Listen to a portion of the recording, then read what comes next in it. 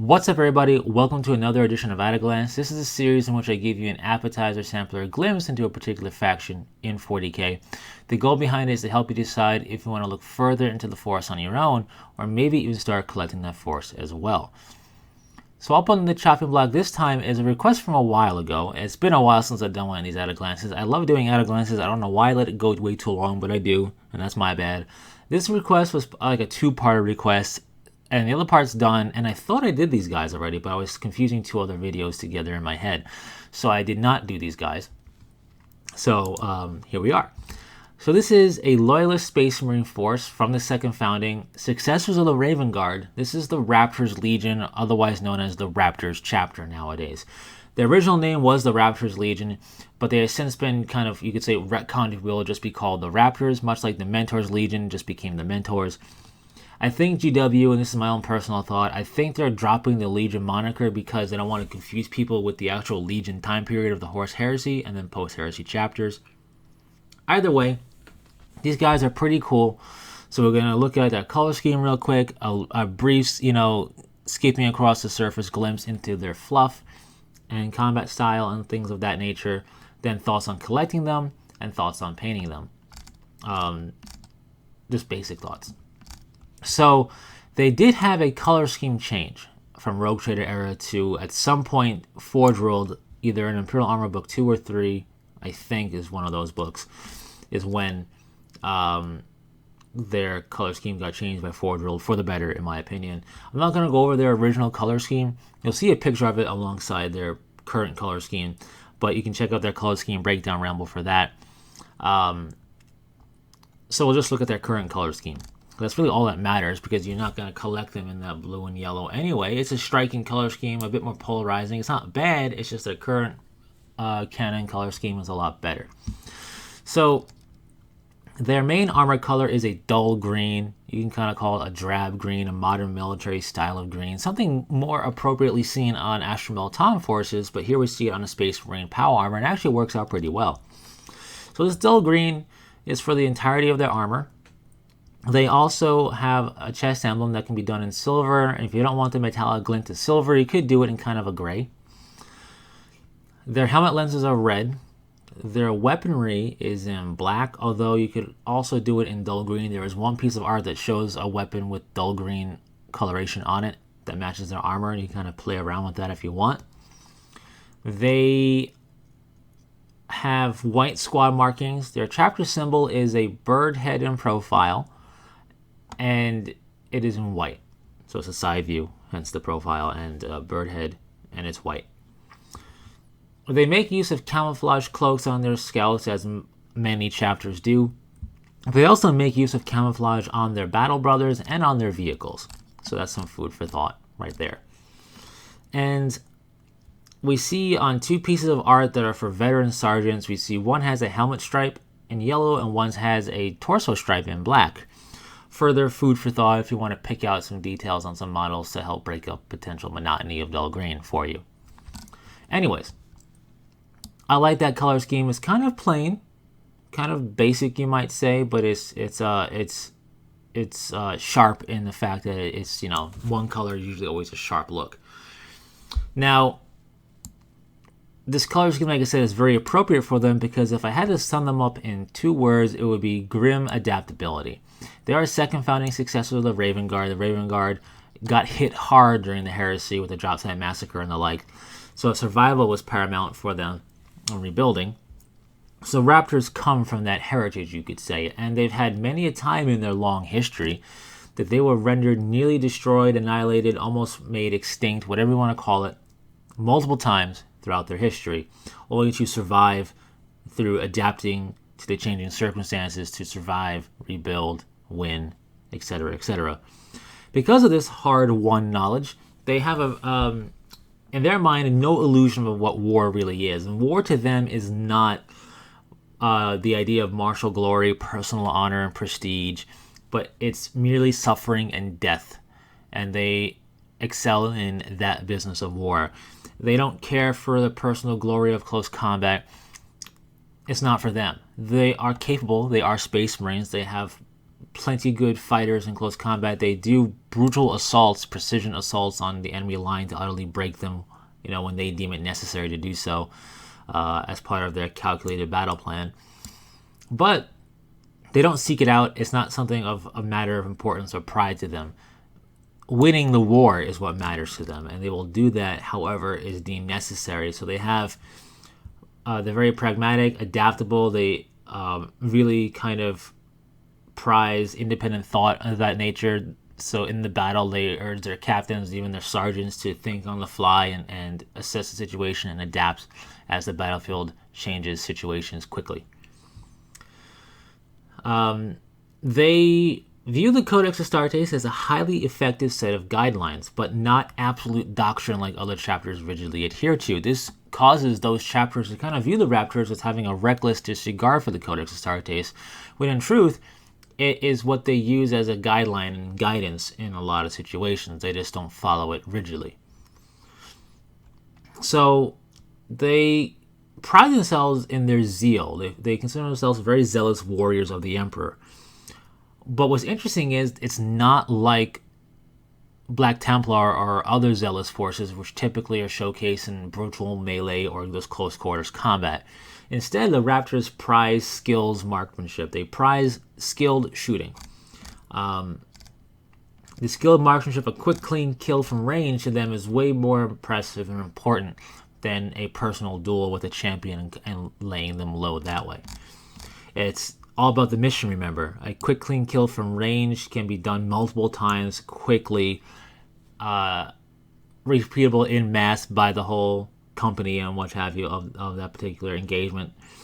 And for them, it just makes the most sense for survivability as well.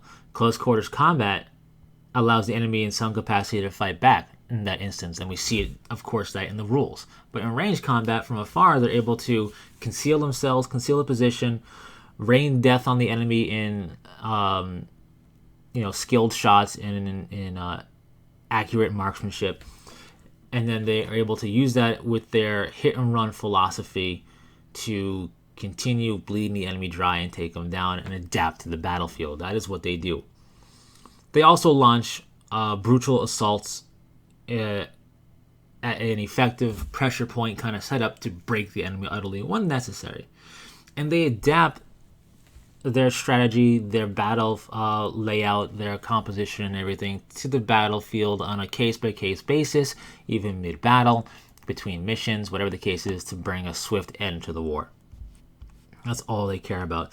They're viewed as cowardly in some cases. They've been called out by chapters as cowardly. They don't take kindly to these insults, but they also don't really escalate to the point of a potential squabble between two chapters because they just don't care. They don't got time. They got to win the war. And therefore, they make, they will respond to it. They'll have a rebuttal, but it's not going to get to a feud level with them, really, if ever. Because they just, you think what you want, we're going to go win this battle. You continue with that bolstering. It's kind of their viewpoint. So really a chapter that is very practical. It's kind of like if a modern military force overnight became Space Marines with Space Marine war gear, they would, I think, kind of fight like the Raptors chapter fights. And I think it makes them kind of more approachable to people who want a more quote-unquote realistic way of Space Marines conducting warfare, and if you will. There's one quote I want to read from that is from a Raptors captain that I think really helps sum up their belief and their combat capabilities and everything else. Remember, they hit and run, flexibility, heavy scouting, land speeders, mixed armor, etc., etc. And that is, so here's the quote. Stop blindly obeying the words of the book and look at the situation. You have completed your training, but you must now learn to apply it. Regurgitation is not the answer. Simple analysis and thought must be used to solve the problem. And they go again, taking the Codex Astartes. Instead of regurgitating the doctrine, they look at it, assess it, and the situation at hand, and figure out the best way to take parts of it or even abandon what it says to do something else. So with that said, the standard Space Marine Codex is actually going to be the way to play them. right? Because if you want to use that one successor tactic that lets you field a first founding tactic, you would do that to do the Raven Guard chapter tactic. It fits with them just fine. You can also build them yourself with the successor tactics. I have a successor ramble on that to go into more detail.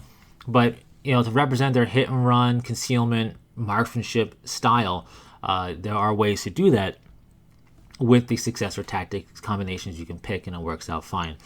Remember, they do prefer ranged combat. It doesn't mean they won't assault. Doesn't mean they don't have dedicated assault units. They do. It's just that when your chapter master has a special bolter and just a normal power sword, you kind of get the idea of how they do things. So, with that said, regular Space Marine Codex, the way to go for starting your army list to collect. And in terms of collecting the actual models, any generic bits and kits from Forge World and GW will work just fine. Mark 6 armor is going to work good for them as well. They are second founding, and though they've been brought to the brink of annihilation multiple times, they have recovered and rebuilt and resurfaced from each of it. So you might say they would lose a lot of ancient equipment that way, and that might be true, but they are still second founding, so if you want to Mark 2 armor, Mark 3 armor, stuff like that, you still could put it in your force, and it would be kind of fitting still. Always keep an eye out for third-party 3D printing sites out there. There are people out there that will make these things that just so happen to work for shoulder pads very nicely, and they have details on them you just won't find on the shoulder pads normally. And I have seen the Raptors logo out there like that, and it's going to make doing the chapter symbol that much easier because it's white and it's a bird head and profile. It can be a bit difficult to freehand. You could also go to ArmorCast decal section, which is Jin Fitter's Gnomish Workshop decals. There's a heraldry decal section that shows a bird head and profile. It is not the same exact style in terms of art choice for the bird head, but it's so close that it doesn't matter. You can get it in white, that you put that on your Raptors color scheme Space Marine, and people can look at it and go, that's Raptors. So that's another way to do it. With that said, they are not very ornate. So while this is 40k, the ornate models do look cool, and if you want to use them, by all means, it's your force, collect it and go ahead. If you're trying to collect very fluffy, most guys look pretty plain. Their armor is there to protect them. They don't care for martial glory and pride. They're not going to bedazzle their armor crazily with ornate filigree details and the like. But of course, they're fun. They're cool. You can add it here and there to pop things and spice it up. You can also use robes, tabards, and cloaks, and you can paint them accordingly. They wouldn't use bright reds and whites and other bright colors, but you could do it in like a dull gray, a deep ochre, a mud-style brown, stuff like that. That would help them kind of blend into their surroundings, or straight up camouflage like the camo cloaks of the scouts. Now, when it comes to painting, I kind of went over that already with that detail of stuff. You can do camouflage. So if let's say you got a display board, or you want to blend into the base of your models with the display board, you can do it on, let's say you have Devastators. You're not going to move them. You're going to set them up in you're fighting on urban terrain a lot, so you do urban bases, and you need to give them urban camo. It helps break up the monotony of painting dull green, which painting one color for the entirety of your force sometimes can feel a little monotonous, especially when it's a color like this, which is kind of a dull drab green, very easy to replicate. There's a bajillion paints out there of this exact color. So doing camouflage on a vehicle or on a squad can help us break up the monotony of that color, of that painting, and help you continue pressing forward. You don't have to, but because they do that anyway, there's your excuse. Also, if you want to do battle worn, they're not going to be parade fresh in terms of their cleanliness and armor in the middle of a campaign. They're not going to clean themselves off after every battle.